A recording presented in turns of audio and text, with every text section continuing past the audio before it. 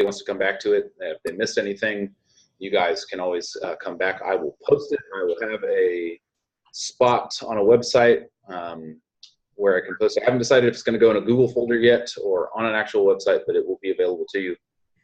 So welcome to our very first IL SciComm, and thanks to everybody who helped me put this together. The idea behind this is just to connect kind of teachers and people who work in science here in Illinois to some experts, to get them face-to-face with the people who've developed some resources to really implement them with fidelity and to maybe help them learn some new tricks, so to speak. So I'm so glad you could all join us this evening. The format is basically kind of like a webinar. What's going to happen is I'm going to turn Dr. Wertheim loose here, and she's going to talk to us about classroom assessment. One thing to keep in mind is we're not going to be talking statewide, assessment tonight. So if you have those questions, you can always send them to me, but I'm not sure I can provide you an answer. But tonight we're talking about what happens in the classroom. So hope to have you all with us. Just they keep popping in. So what we'll do, I'm going to have a feedback form for you guys. So I'll send you, it's a bit link, and it's just 5 questions. It's a reflective thing. I really need that feedback from you so I can continue to do this kind of work. And then I'm also going to share that with Jill as well. I think she'd like to have some of that feedback, partially so that we can show that we're actually having an impact on science education, but also so that I can kind of fine tune this process and try to improve it as we move forward. So we're going to have some time here. I see Kristen has joined us, which is good. She's with ISTA. We're representing ISTA tonight. So we're going to give her a little time to talk, and I'll let her get her audio and video going first. But we're going to give her some time to talk about the upcoming conference that is shared with the ICTM. And then we're going to let Jill talk about her work with the Stanford NGSS Assessment Project. And then I've left some time for questions. So we'll do a little Q&A with her. So I hope you guys have thought of some good questions for her, and ask about how you can improve your practice in your classroom as far as implementing standards are concerned, and what should good, 3-dimensional, maybe 2-dimensional assessments, what should they look like? So, Kristen, can you hear us? She is muted. Hey, Kristen, are you with us? Can you hear me? We can, yes. Okay. Do you have video tonight? No, because I am in the car. Okay. I mean, I could turn my video on, but all you would see is the ceiling. Okay. So I'll do another quick round of introductions. So I'm Anthony Baker. I'm a Science Content Specialist with ISB and the Center for Ed Initiatives at Illinois State. Got Janine Shepard over here. She does math and science on my team. And then next to her is Heather. She does science on our team. No, I do math. Math, I'm sorry. Yeah, you do math on our team. And then below me, not Chris, but if you go one more below me, you've got Kristen. Actually, I don't know if this looks the same on everybody else's. No, never mind. Okay. So anyway, Kristen Rademacher, she's representing ISTA tonight, but has done some good work with lots of different teams. She's going to talk a little bit about our conference. And then at least next to me on my screen is Dr. Jill Wertheim. She's with Stanford and the Stanford NGSS Assessment Project. I met her in Atlanta at the Council of State Science Supervisors meeting, and she talked about short performance assessments in the classroom, and I thought it was really good and something that teachers could really benefit from. So I asked her if she'd be willing to spend a little bit of time with us tonight to kind of talk about that, maybe do an overview of her tools. So she's going to do that, and then leave a little bit of time for us to ask some questions if we have them. So we'll get started. And Kristen, so if you would just give us a quick overview of what ISTA's conference is going to look like this year. What should we expect? What kind of fun stuff are you going to do? Okay, can you hear me okay? Yep. Okay, so this year's conference is in Tinley Park, Illinois, and it is coming up. It's October 19th and 20th. It's a Friday and Saturday. And we are, again, partnering this year with ICTM. So it'll be the science people and the math folks all getting together for a good couple of days. We have a lot of sessions to choose from. So there's something for everyone. There's NGSS tools, there's storyline workshops, there's STEM workshops that you can go to, which are kind of a combination of the math and science people together. We have a really great keynote. So we hope to see all of you there in a couple of weeks. We also have a couple other things coming up in the spring. We will again be offering our Life Science Institute, and that is going to be March 1st. Last year we had almost 300 people there, so spots go fast. So that's something to look for in the spring. Great. Thanks so much, Kristen. Right now, what I'm going to do, I'm going to go ahead and post the bit link for you guys into the chat box so that if you want to open this and look at it, and if you want to reflect while you're listening or while you're thinking about it, you have the opportunity to do that. So if you open up the group chat and look, I've got a bit link there. It opens up to a Google form. Feel free to go ahead and do that now if you want, and just to kind of look at it, and as we listen tonight, maybe you can reflect along the way. So with that being said, if there's no other questions before we get started, I'll turn it loose to Jill. All right, let's go ahead. Okay, well, thank you very much for inviting me, Anthony. And let me just share my screen here. All right. Do you see my presentation screen? I have two screens. I never know which one it actually puts on Zoom. Okay, if it doesn't look weird, then that should be right. So my name is Jill Wertheim, and I'm the project director for the Stanford NGSS Assessment Project. And that is a project out of the Stanford Center for Assessment, Learning, and Equity. And we are usually called SNAP, and so you'll hear that acronym a lot. So today I wanted to talk to you about some of the free resources that SNAP has developed, and to talk a little bit about like what they are and how they might be useful to you, and how you can incorporate them into your work. So the three main domains that we've worked in are in research reports, developing sample assessments, and developing a toolkit to support other people in developing and using performance assessments. And all three of these pieces are then integrated into a set of free online courses that we've developed. These are MOOCs, or massive open online courses. And so I'll talk to you a little bit about each of these three, and then show you a little bit of the MOOCs and how those work, because they're very confusing. So everything we have is available on our website. I'm going to show you just screenshots, because when you develop MOOCs, you fill up your entire hard drive. And so everything's very, very slow. And so I'm just going to show you where you can find these, and I'll send all the links to Anthony, and he can forward them on to you, so you can make sure you can actually access them easily. So this is our website, and I'm just going to say a few words about the research reports and sort of the ways they might be useful to you. We started out this project by studying kind of everything that was out there in terms of science assessment and science assessment systems.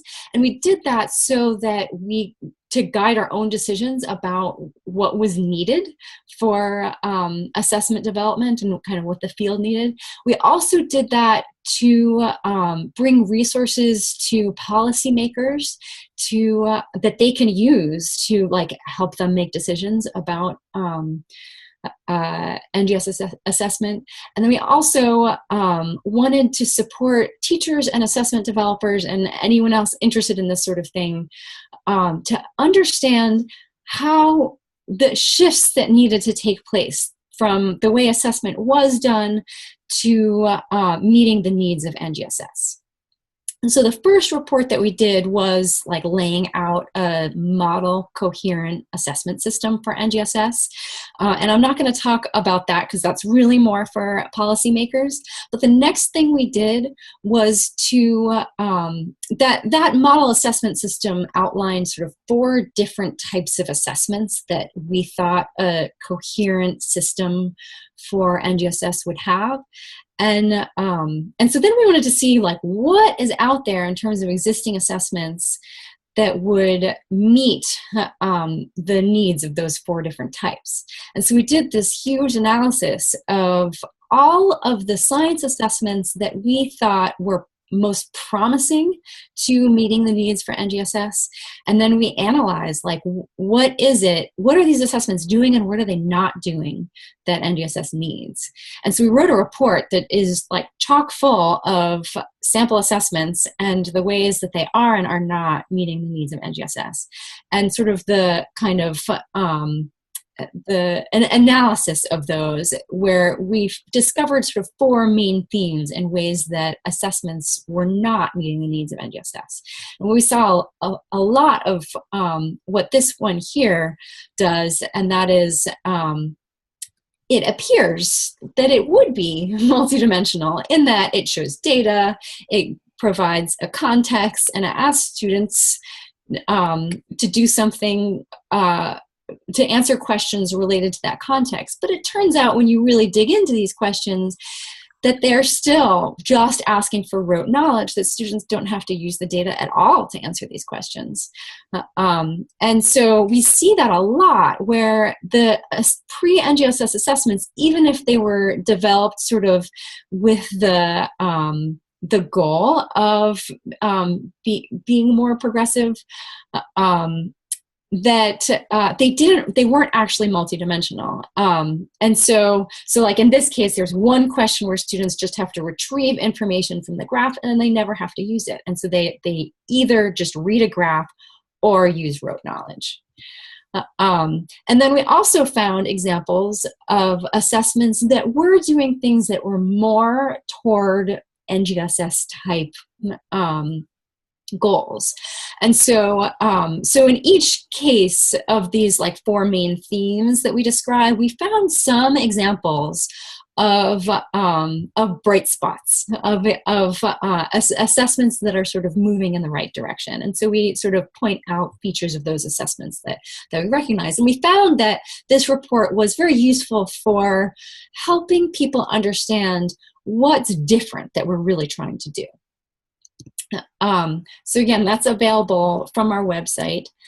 The next thing we did was we took those lessons about like what are we really trying to do differently with NGSS than we did previously with assessment, and we took those lessons and built them into a set of development criteria and specifications for developing new assessments. And so through our website, you can find a set of resources that support the design and development of NGSS that really heavily emphasize and structure the development of the like criteria, particularly that are new to assessment development, that differ from what we previously did. We also have a set of tools that support people in analyzing assessments for their multidimensionality to determine alignment to NGSS, analyzing student data for evidence of multidimensional reasoning, etc. And so all of these resources are available here, and these are the resources that we used to develop our specifications that we use to develop our own performance assessments. So they're all, ooh, that's, I don't know if you see that. Sorry, I'm getting a like weird visual. So we have our set of core design criteria that we use for developing high quality performance assessments, and we blended them with the what we learned from analyzing existing assessments and analyzing the goals for NGSS, and we built them into a set of design tools. So this is a little excerpt of a tool that we use to evaluate our performance assessments sort of halfway through the development process. So we do a peer evaluation, and all of those criteria and design goals are filtered throughout these evaluation criteria. So we can monitor the development of our assessments and make sure that they are tightly aligned to the goals of NGSS and our other high quality design criteria. So this is just a little bit of the kinds of things that you can find there. So after developing our own specifications and development tools, we then developed a set of model performance assessments. And the idea behind these tasks is that we wanted to be able to go to teachers, district leaders, and policymakers, and sort of everyone in between, and say, like, this is sort of what we want to see students being able to do. What would it take for, you know, in your position to, like, for you to prepare students to be able to do this kind of thing? And so it was sort of a concrete tool that we took to everyone throughout the system and challenged them to think about, like, what would it mean to change science education so that this was the kind of thing students were assessed on and that students were able to do these kinds of tasks. And so that's always sort of refer to them as model performance assessments, as opposed to this being like a task bank. So we developed 3 different kinds of assessments. We developed short performance assessments, and these are designed to be like 20 to 30-minute tasks, the kind of thing that districts were looking for as like a common task, or that teachers could use as sort of a summative short performance at the end of a unit.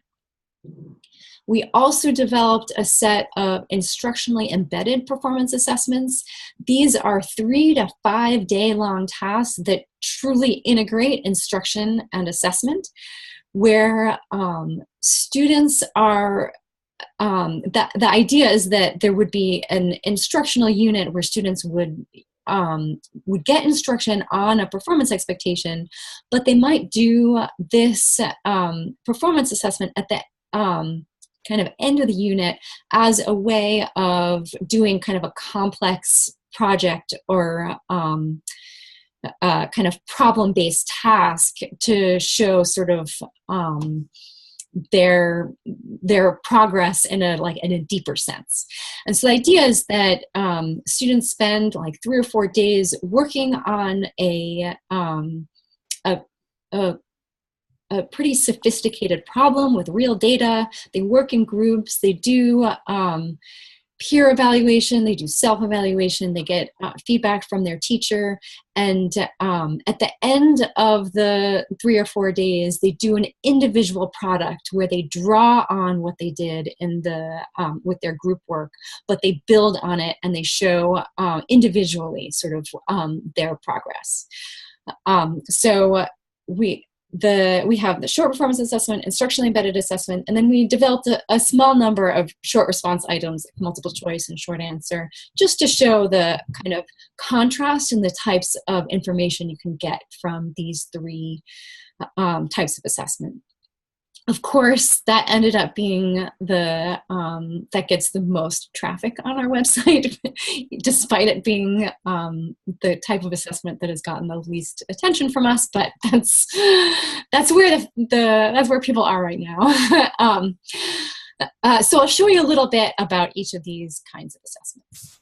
So so here's an example of a excerpt of a short performance assessment. This is a 5th grade Earth and Space Science task aligned to the PE shown here. And in this task, students are shown, California every few years does this huge data collection across the state where they gather air and water pollution information at very fine grain size, like lots of different types of pollution, and they put out an interactive map. And so students are presented with the problem of taking some of these data. So they're given a data sheet, which you see on the right here. And they need to take several different types of data that they're given here, and to come up with a communication to the community in LA about the nature of their problem with air pollution, and based on their observation of the data, they present, and their knowledge of air pollution and solutions, they present some ideas about solving the specific problem that they see based on the data. And so students, there are, I think, 5 questions in this task. They get increasingly sophisticated through the task as students are getting deeper and deeper into the problem.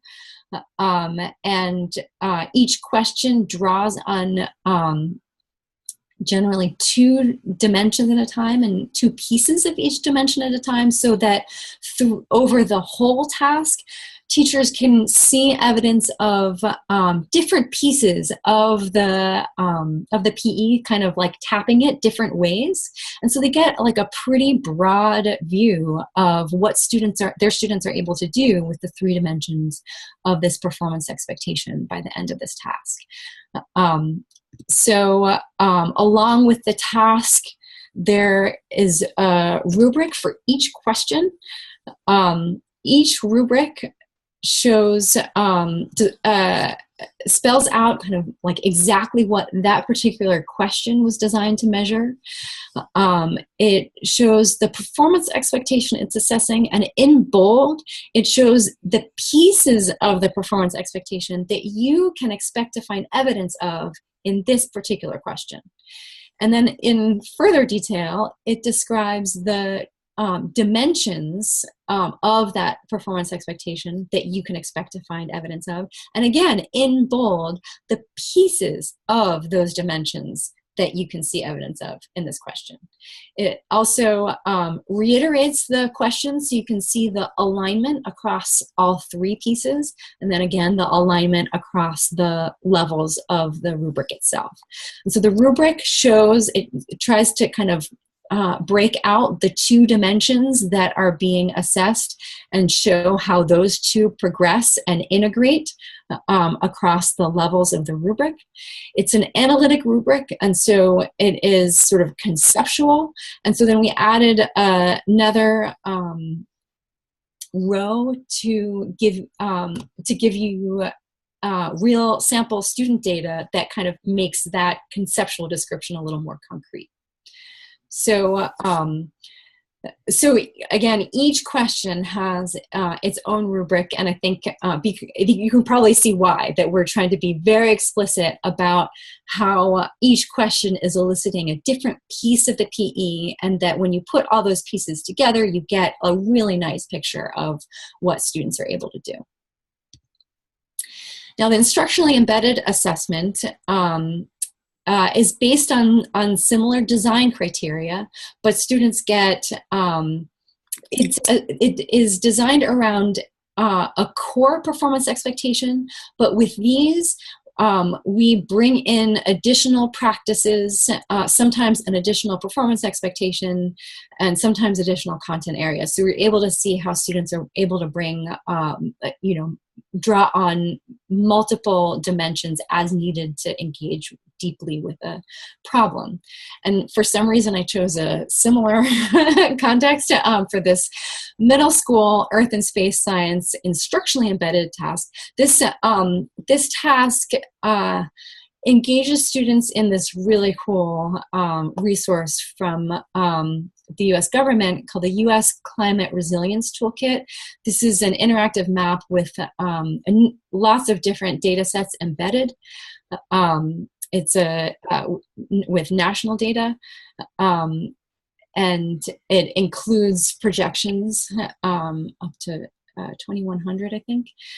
And in this task structures students really designing their own research project with this data set. So it's constrained, but it asks them to come up with their own research question using this tool, they, in groups, will conduct the investigation, analyze the data, and they present data visualizations that they used to make their interpretations of the data. They do peer review that help them refine their and kind of adds support to their data if they if the their partner group felt that they didn't provide enough evidence or reasoning.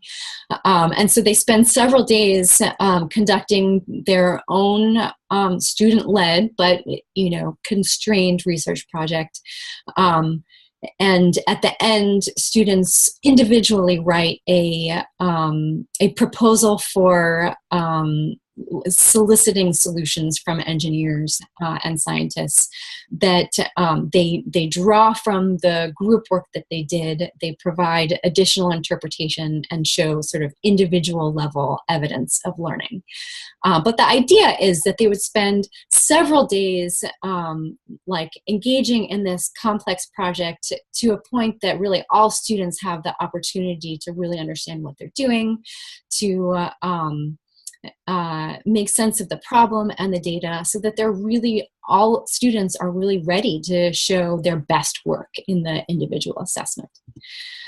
And because this type of assessment is truly a blend of instruction and assessment, there's a detailed teacher's guide that goes along with the assessment that not only shows teachers how to implement it, but also provides information about sort of like at what points you might want to evaluate the student products for evidence of where they might be struggling, so that you might add additional instruction based on their needs. And again, these assessments come with detailed rubrics. In this case, this is a formative rubric, so this is one that you would use while the students are doing their group work, and you would use to determine whether or not they need more support in doing things like interpreting the data, bringing their content knowledge into their interpretation, etc.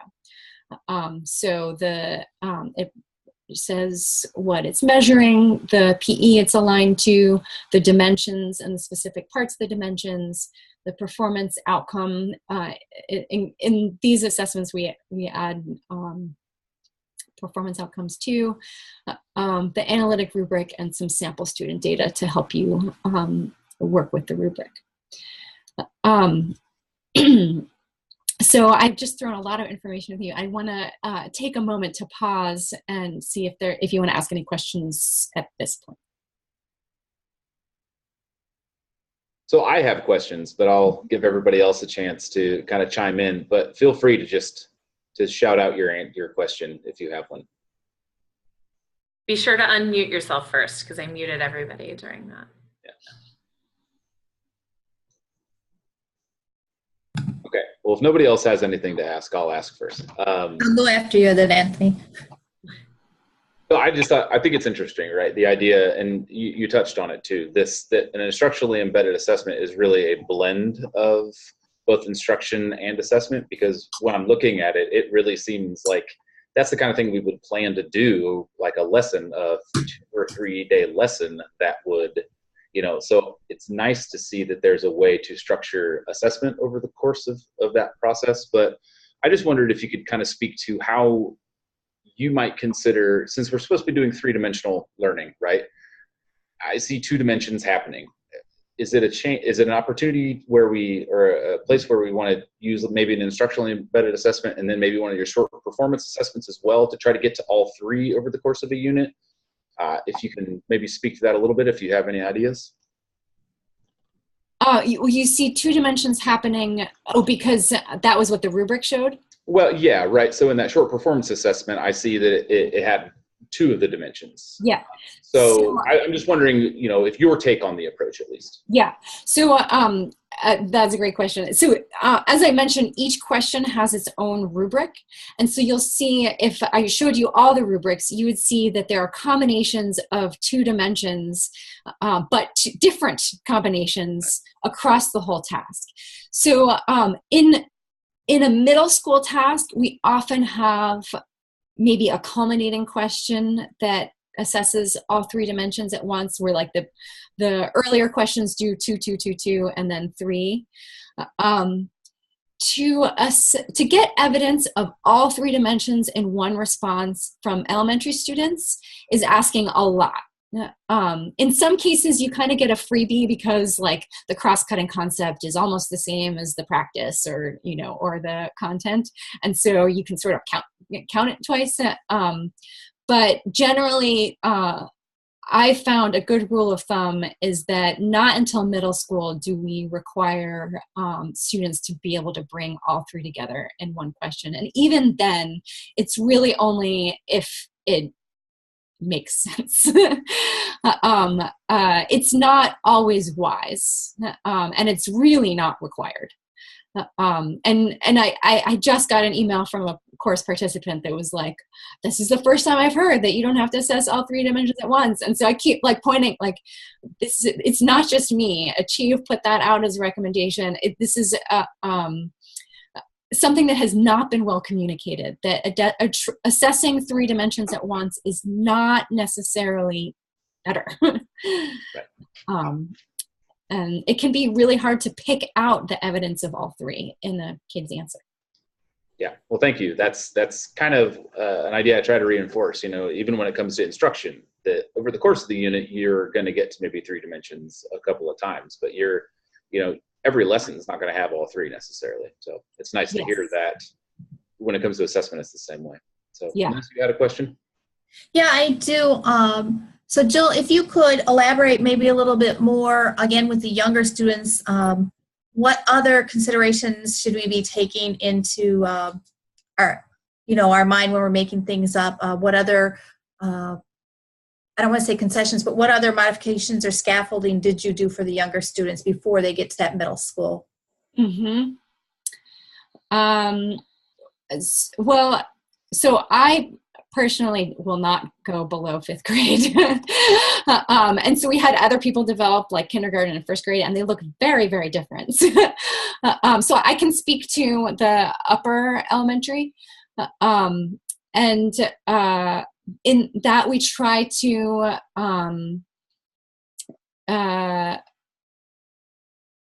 certainly the like typical recommendations of like short sentences, but we also try to incorporate a lot of visuals and allow students to do both like modeling and writing about it. And another thing that I find that I find myself talking about a lot is in assessing things like modeling and then students using their model and writing about their model. And there's been this culture of like using assessment as a like punitive tool, and we really are trying to turn that around, where like rather than saying, I see people, even in the younger students, saying, well, if students did something in the model and they didn't do it in the explanation, then they don't really get full credit. Whereas we should be looking at things like that as, well, they were able to show their understanding in one way, and they had trouble expressing it in their explanation. They're clearly getting a piece of it. They're showing it us through one modality. And we just need to support their writing and being able to describe it. And so rather than saying like +1, -1, it's like, okay, I see progress through this one modality, and like that's particularly important to allow for in the younger students. And I see that I need to help them express that through their writing. And sometimes, actually a lot of times, it's the other way around. They write about it and they don't show it. but so allowing for the multiple modalities has been really important in elementary students. We'll have to think about what else. In the like early elementary, they did the people who did those incorporated. It's much more teacher focused, even in the short performance assessments. So the teachers really walk through the entire assessment or the entire task, and allow the students to talk about their ideas rather than write them. And so they have sort of multiple ways to collect evidence that don't depend on writing and drawing. There's sort of I've seen an expectation of elementary students that like we should rely more on drawing than writing.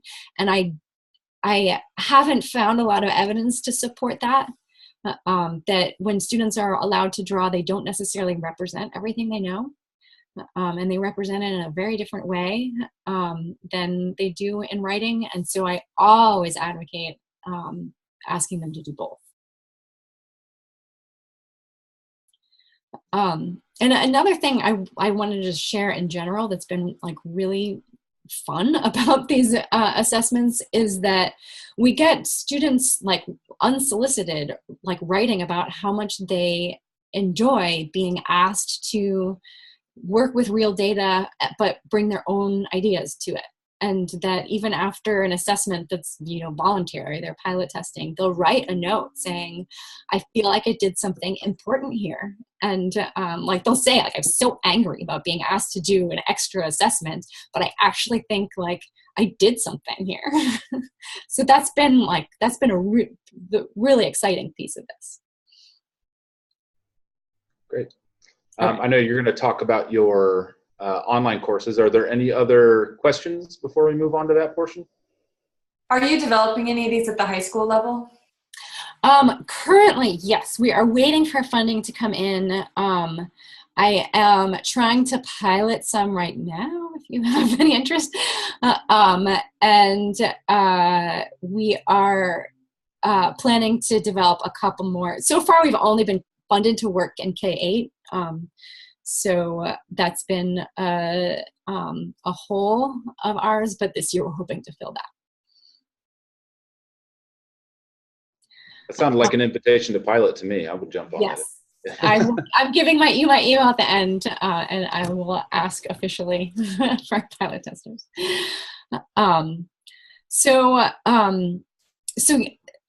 as I said, we developed all three of these resources and then created these online courses to help people learn how to use them. We have two courses at the moment. The first course is called Performance Assessment in the NGSS Classroom. This is really just like assessment literacy specifically for NGSS, and this is about like analyzing a performance assessment for alignment to NGSS in a like very, very rigorous analysis, analyzing student data for evidence of multidimensional reasoning, and then using those analyses for providing feedback and guiding instructional steps. And the second course is on using our tools to develop performance assessments. And the reason why I want to spend a little bit of time talking about these is they have like kind of a confusing format in a hybrid online face-to-face. And so we'll talk a little bit about what that means. So this is just a snapshot of like what you see on the, there's a MOOC platform called NovoEd, and this is like some of what you see on the NovoEd platform. So there are instructional videos, there are facilitation guides to conduct face-to-face meetings. The face-to-face meetings are not with us, and I'll explain that in a second. There are discussion prompts, there are group assignments. All of these things are delivered through the NovoEd platform. And then you see things like this, where it has instructions, it has a video, and it has links to resources. Like everything is packaged right there. So course one, is designed to be done in a professional learning community. And so the design is that you would have a group of people who are interested in the same grade band. And you might have multiple groups interested in, so you'd have a high school group, you'd have a middle school group, you'd have an elementary group. You might have in each of those groups a combination of teachers and coaches and administrators. And you can either do the course just with your group, or you could do, we see districts doing the course district-wide, where you get together and you have these different grade band groups.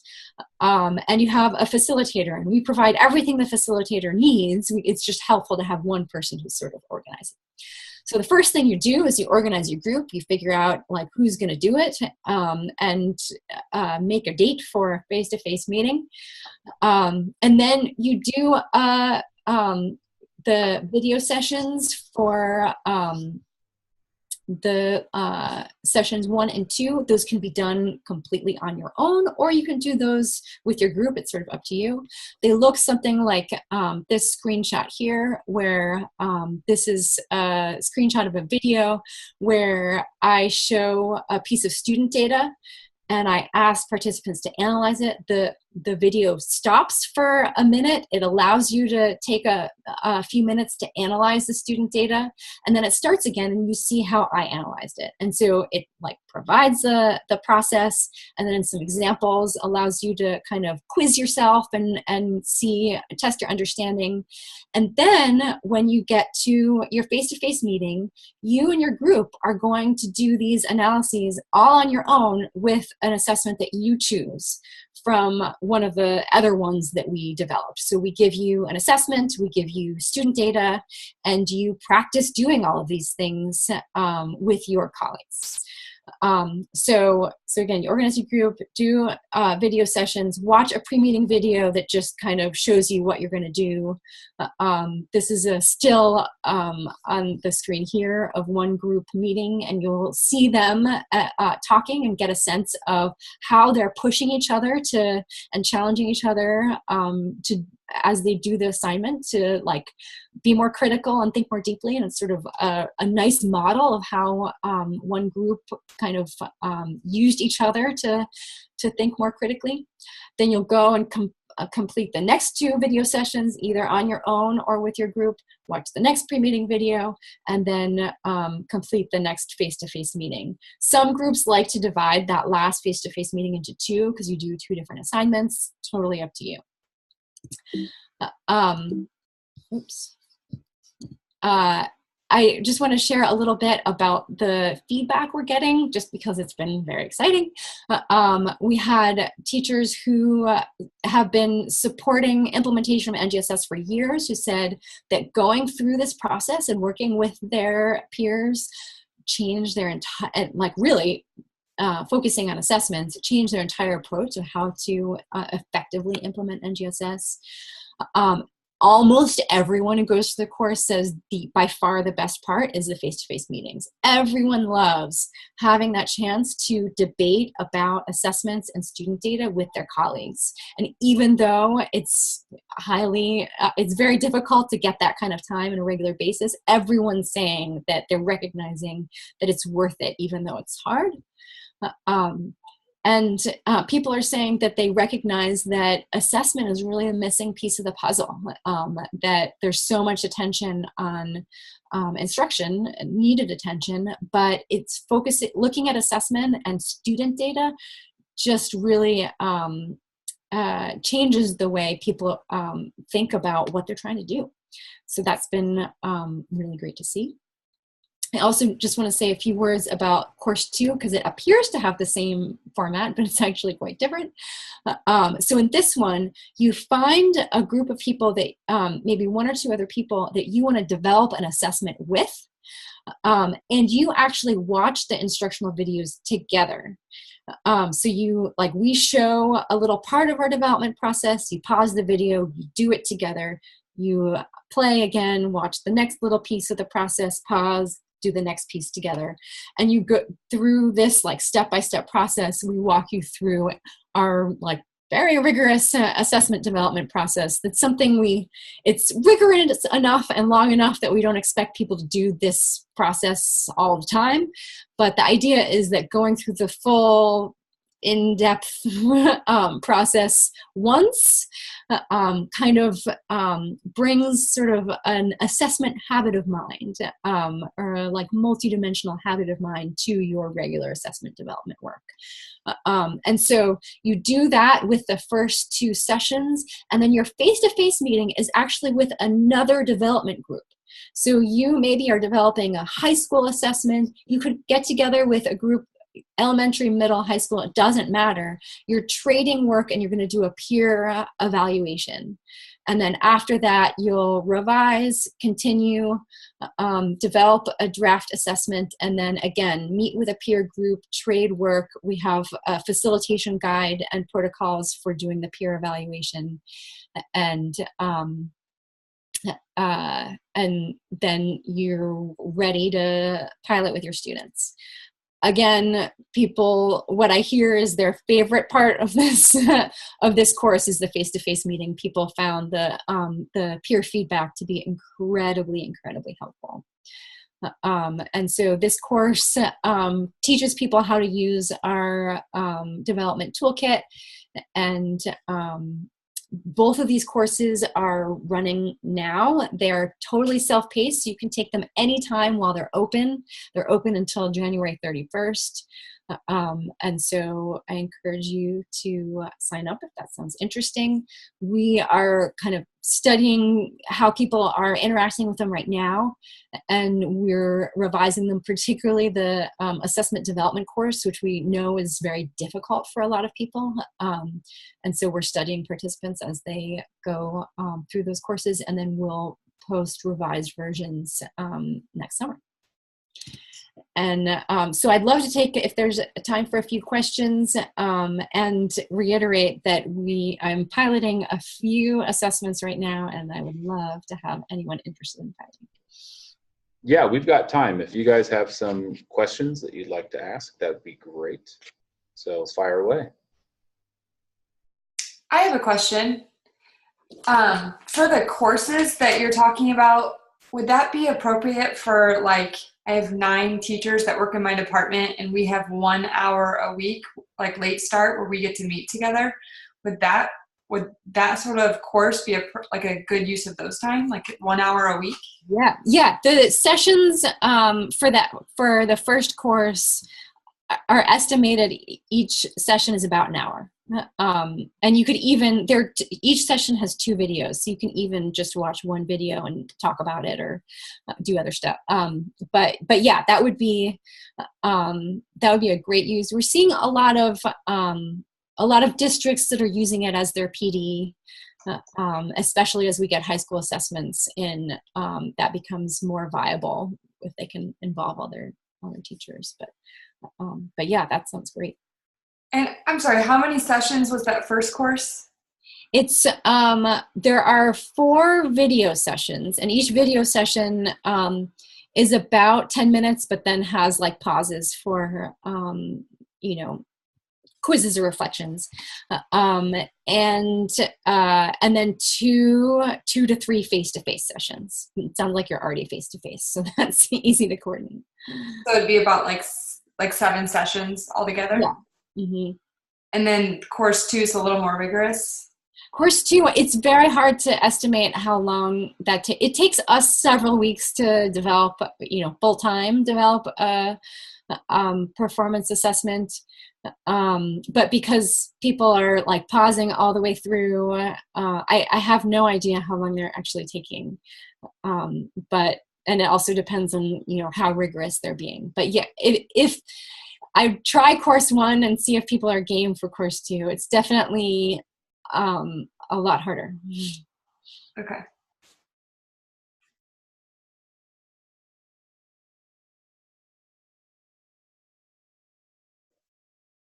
I have to unmute myself. Any other questions for Jill?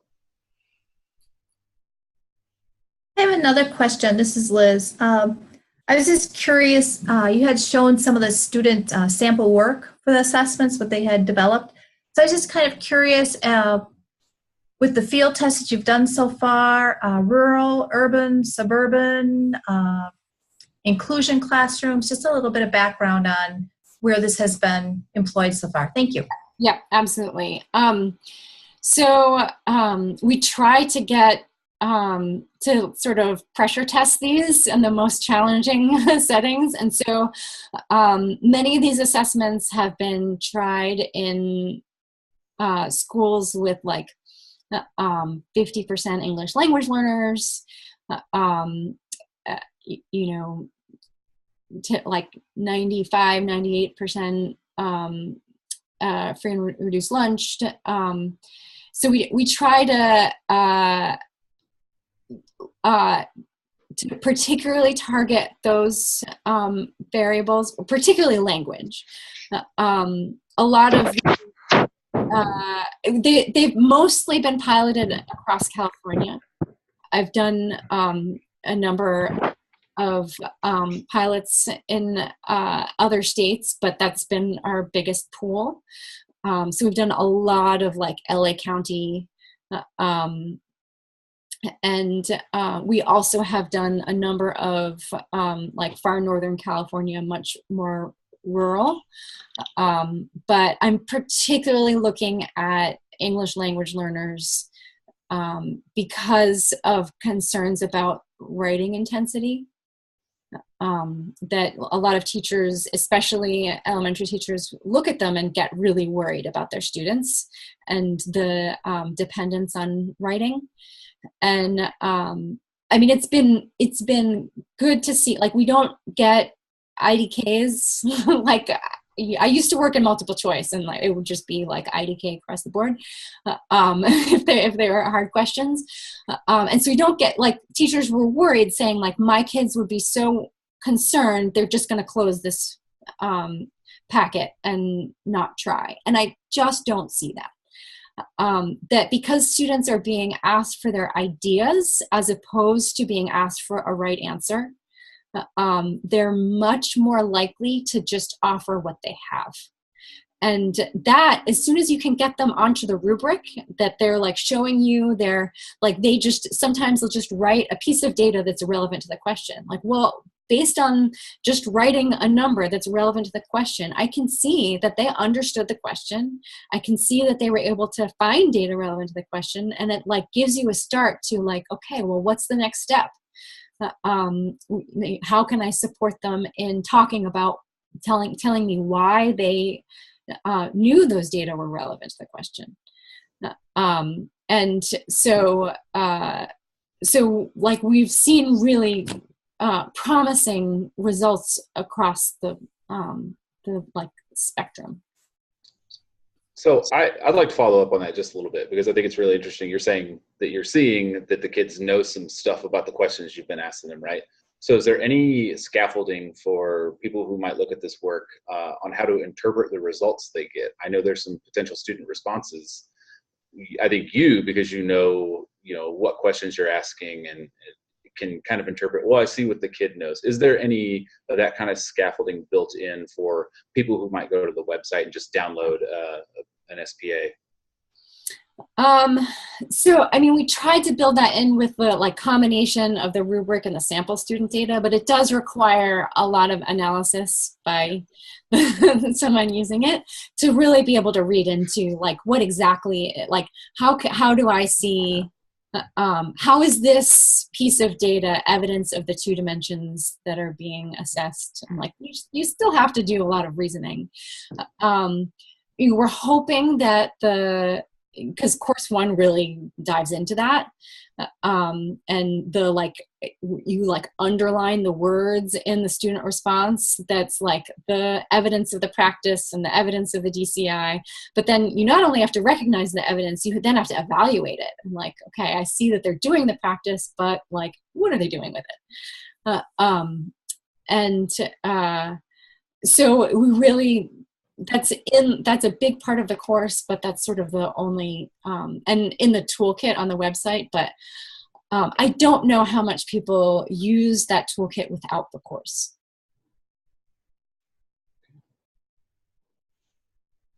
But that is something that we are that we do a lot of PD on, and that's like probably our the PD that people enjoy the most is like digging into student data and trying to make sense of trends. All right. Any other questions for Jill before we wrap it up for the evening?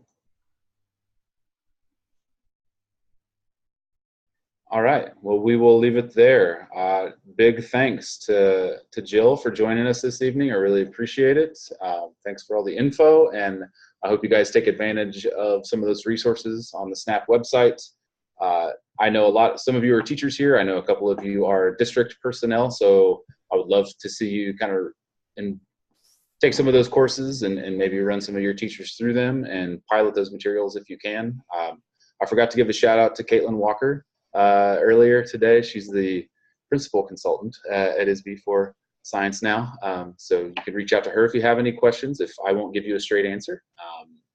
Thanks again to Kristen for joining us tonight from ISTA. I will remind you again that if you look into your chat box, there is a feedback form that I really, really would like for you to fill out for me, okay? It's just a few short response questions, but I'll get that information. I get to share it with the people that let me do my work, and I'll share it with Jill as well, and she can use that as feedback. So if you would do that for me, I'd really appreciate it. I really want to know what you guys want to hear next. So if you have ideas, I have some ideas, but what I want isn't always the best thing, right? So if you have some ideas about people you want to hear from or places where you need support, please let me know. And if there's no other questions, I will wrap it up for the evening. This will be posted somewhere, so if you want to revisit it and look at some of the resources again, I'll send out a link with that.